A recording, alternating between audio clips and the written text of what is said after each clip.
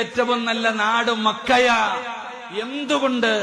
അവിടെയാണ് ആദരവായ പ്രവാചകൻ നബി മുഹമ്മദ് മുസ്തഫ സല്ലല്ലാഹു അലൈഹി വസല്ലമ തങ്ങൾ ജനിച്ചത് മക്കയിലാ. പെങ്ങള് നബിതങ്ങൾ ജനിച്ചത് മക്കയിലാണ്. ആ മക്കയിലാണ് അല്ലാഹു കഅബാലയം പോലും അവിടെ നിന്ന് പണിതത്. അതുകൊണ്ട് ഖൈറുൽ ബിലാദ്, ഏറ്റവും നല്ല നാട് മക്കയാ. ഇനി രണ്ടാമത്തെ നാടേതാ? അത് മദീനയാ. ചെറുപ്പക്കാരാ, എന്തുകൊണ്ടെന്നറിയോ?